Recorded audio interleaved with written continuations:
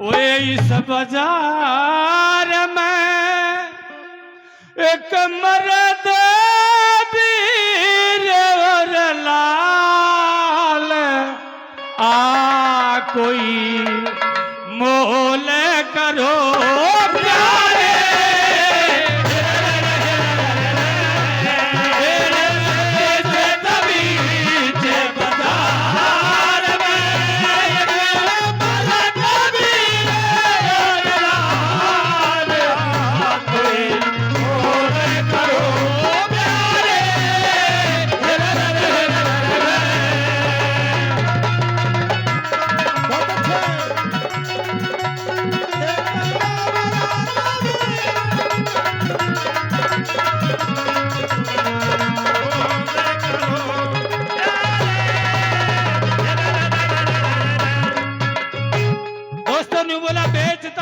बाजार में एक मर्द वीर और लाल आ कोई मोल करो प्यारे कोई भी खरीदार हो तो आइए।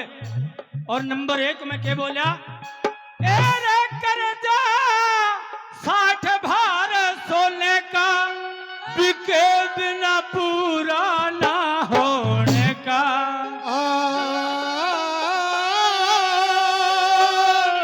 बिके बिना पूरा ना होने का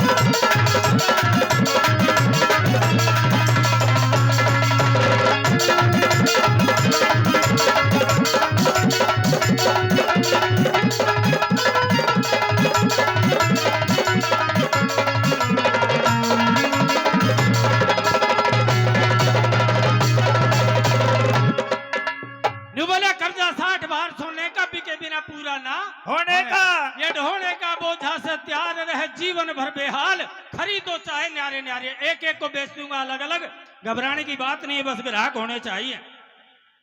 ए रे कर्ज से पीछा ना ये छुड़ावे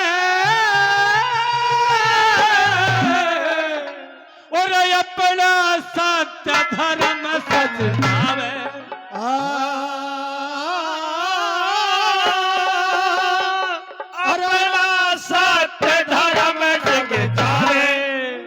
दुख पावे लाचार सेना इसका कोई मलाल मनाने समझाओ सारे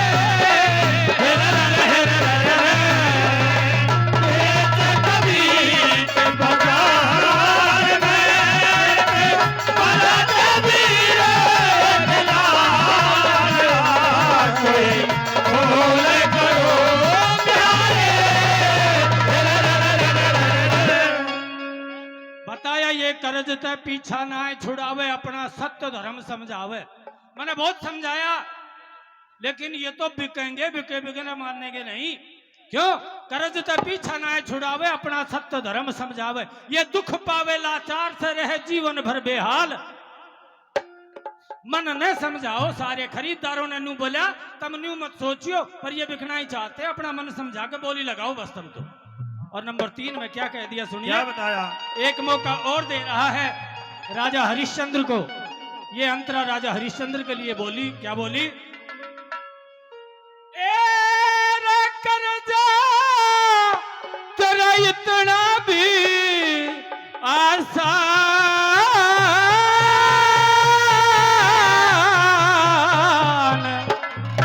तू कह दे नहीं दिया मन दान तो कहते नहीं दिया मन दान फिर मान जब बदल विचार जाए बदल समय की चाल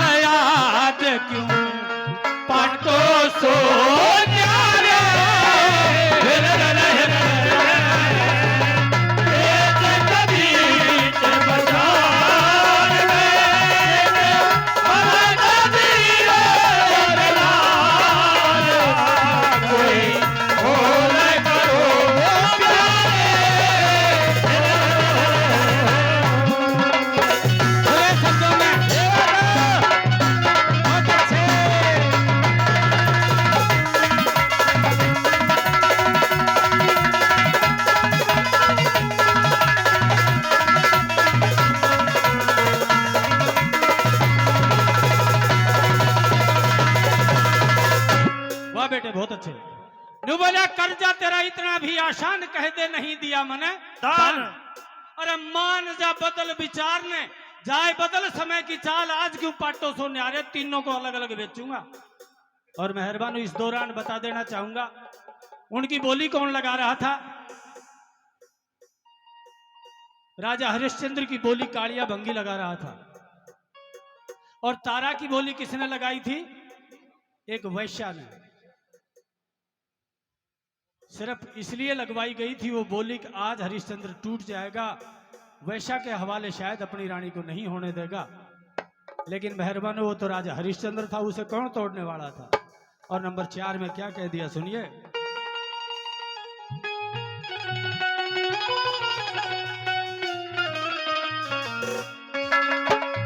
बहुत अच्छे बेटा। भाग्य का सब कुछ देखिए रागनी के बोल सुनना चाहिए कि वास्तव में दम क्या है। इस 3 लाइनों में इंसान के जीवन पर क्या हावी होता है वो लिखा है। एरे भाग्य का सब कुछ हारा और कर्म का चाला को नाचा, कर्म का चाला को नाचा। जब न्यारा लिखा करता कह राम पायब चाल सौंप दे जो मालिक मारे।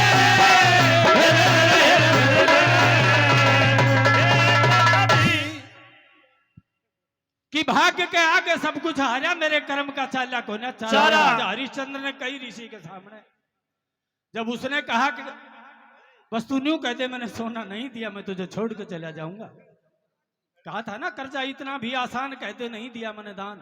उसका जवाब दिया हरिश्चंद्र ने कि भाग्य के आगे सब कुछ हारा कर्म का चाला को न चारा। राजा हरिश्चंद्र ने इस जीवन में कोई बुरा कर्म नहीं किया, सिर्फ अच्छे कर्म किए, लेकिन मेरा कर्म हार गया मेरे भाग्य के सामने। देखिए कई बार भाग्य के सामने कर्म भी हार जाता है और ऐसी दास्तान हमें समाज में भी खूब देखने को मिलती है। भाग्य के आगे सब कुछ हारा कर्म का चाला को ना चारा। जब न्यारा लिखा करतार ने कहे रामपाल अब चाल सौंप दे जो मालिक मारे मारे। तेरी मर्जी आए जिसके हवाले कर दे। मैं न्यू तो नहीं कहूंगा 60 बार सोना देने की बात नहीं कही। और मेहरबानों यहां उस रंडी की जगह उस वैश्या की जगह पंडित रामलाल सामने आता है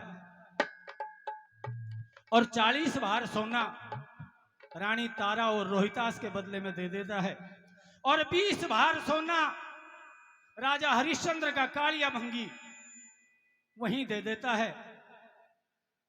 और अब सब अपने ठिकाने चले गए।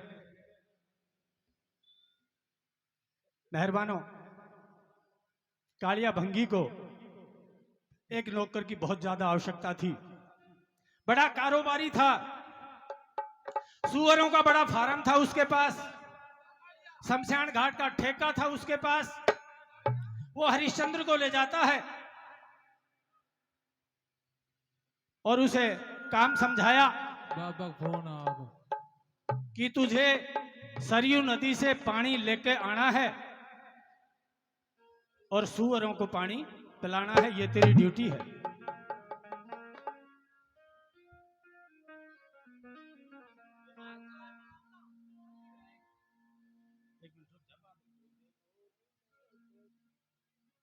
एक दुकान बता दी गई, ये दुकान है, जितना मर्जी राशन ले पैसे मैं दूंगा, तेरा जितना राशन होगा उसके पैसे मैं दूंगा।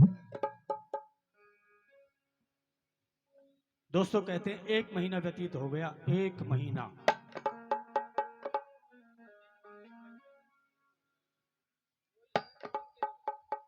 महीना व्यतीत हो गया। जर्जर हालात हो गई। घड़ा लेके चला गया सरयू किनारे, लेकिन वो घड़ा उठा ही नहीं। जब आदमी 30 रोज से जिसने अन्न का एक दाना एक निवाला अंदर नहीं गया हो, उससे घड़ा कैसे उठेगा पानी का। घड़ा भर लिया और खिसका करके किनारे पर रख लिया और शहर की तरफ देखने लगा, शायद कोई आए और मुझे यह घड़ा उठा दे और मैं सूअरों को पानी पिला दूं। बस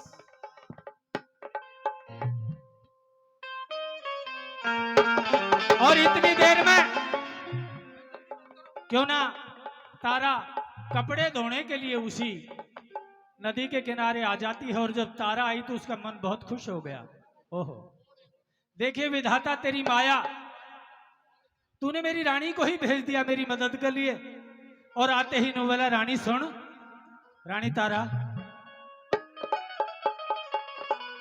पिया जी, आप यहाँ कैसे? मेरा तो काम ही यहाँ से पानी ले जाना और सूअरों को पानी पिलाना है। मैं भंगी के यहाँ नौकरी करता हूँ। उस दिन मुझे कालिया भंगी ने खरीदा था और मैं बता देना चाहता हूँ, मैं काफी देर से इंतजार कर रहा था कोई मानस आवे और मुझे घड़ा उठा दे और मैं चला जाऊं। देख तू तो काफी देर रुकेगी, यहाँ कपड़े धोएगी, मुझे ये मेरा घड़ा उठा दे ताकि मैं चला जाऊं। मैं आपको घड़ा उठा दूं? तो और कौन उठाएगा? मैं आपको कोई घड़ा नहीं उठाऊंगी। क्यों? आप भंगी के घर में नौकरी करते हो, मैं ब्राह्मण के घर में नौकरी करती हूँ महाराज।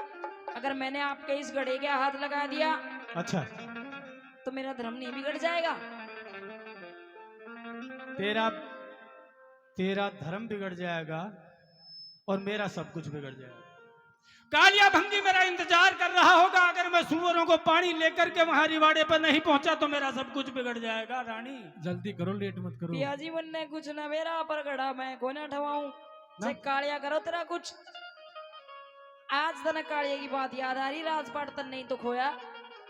तो राजपाट तो खो गया रानी, लेकिन मैंने जानबूझ के थोड़ी खोया राजपाट तो हमारे संस्कार इतने ही दिन के थे, खो गया।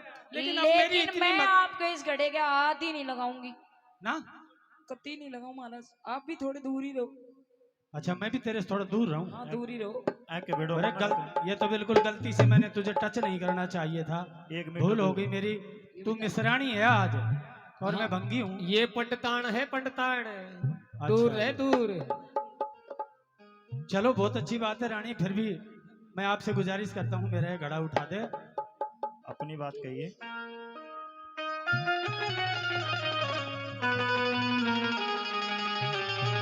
ये बात है